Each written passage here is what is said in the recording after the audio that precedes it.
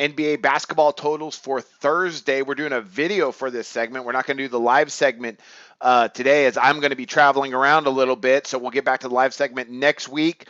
Video today, also an NCAA totals, so be sure to check that one out. SBRpicks.com, YouTube channel, Facebook page. It's all there for you. Sportsbook review. We got all the sign-up bonuses there, so you want to check that out. Blacklist, you got to check that out as well. Sportsbooks you got to avoid. And we're going to look at a couple games today. So not a big slate of games. We only got 4 on the card, and these lines just came out. So I'm going to go ahead and I'm going to start breaking these down. Well, I already have. Now I'm going to tell you my results. We just got 2 we're going to look at. Okay, so the first one up here we got is Minnesota, Indiana. Odds makers have this at 212, and I'm going under. I'm going to go 1 under, 1 over in these matchups. And sorry, let me make one quick correction here as we're doing this, almost like a live segment right now, as I'm just kind of going over some numbers here. All right, so Indiana, Minnesota. I'm going to go under the 212. They haven't met since 2015. So this is mostly just going off the numbers.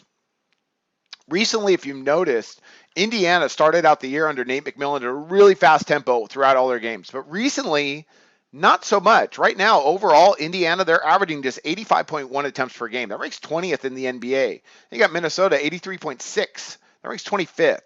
Not a fast tempo. I could see why odds makers would set it at 212.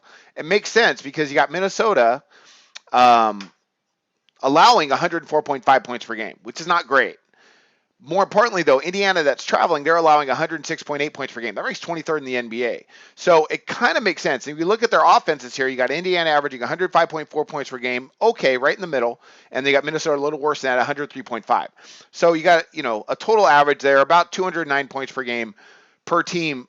And they give up more than that, about 210, 211. So this 212 kind of makes sense when you just look at that, and it makes even more sense when you look at the fact that the totals this year have just been bananas. And I've said this, if you've been tuning into the live segment, you know this as well. Totals have been crazy this year. Really high totals, a lot of high-scoring games. I don't think this one gets there. Indiana can actually play a little bit of defense. Right now, they're allowing opponents to shoot just 45.1% overall. That ranks 13th in the NBA. That's not a bad number. And they're also allowing just 34.6% on opponent three-point shooting percentage. That actually ranks 5th. So they are defending beyond the arc. That's going to be pretty important tonight because Minnesota kind of does like to shoot the 3. Minnesota, decent statistics as far as their efficiency. They're shooting 46% overall. That ranks 11th in the league. But what I like is the pace, and then Minnesota, their tempo, what they allowed. Right now, they're allowing opponents to get up just 82.1 attempts per game. That ranks 4th in the NBA. And I think they're going to be able to control that tempo against an Indiana team that's mediocre right now. I really like Paul George, and I think Nate McMillan, is a fine head coach, but they're not super efficient. They're kind of just better than the middle of the league in most categories, but they are shooting just 49.6% on their 2-point shots. And they're only averaging 8.3 3-pointers per game. That ranks 26th in the NBA. So not a ton of offense going on. And what's probably the most surprising statistic for me is right here. Minnesota started out the year shooting the 3 particularly well and getting up, their good, their share of 3-pointers. But right now, they're averaging just 22.2 3-pointers per game, and they're making just 7.8. Both those statistics rank them 29th in the NBA. That's second to last. So I don't see them getting that 212. I just don't. Maybe they do. Maybe they shoot lights out because they've never seen each other, but I think both of them are defensively sound enough to go ahead and stay under this total. All right, next one up, and the last one up. This is going to be a blast. Phoenix and Denver, 229. I'm going over. This game's going to be bananas. Now, they've already matched up 2 times this year, back in November. They played to a 120-104 final, in which Denver won at home. And then and this game's in Denver, and then they played to a 120-114 final, in which Denver won in Phoenix. Now, oddsmakers came out with totals of 219.5 and 214.5. That's this season. Now they've gone all the way up to 229. I know.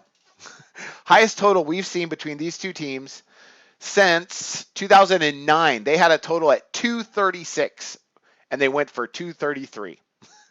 That is crazy. Then they had a 234 prior to that. They've had some high totals, as they should, Phoenix and Denver.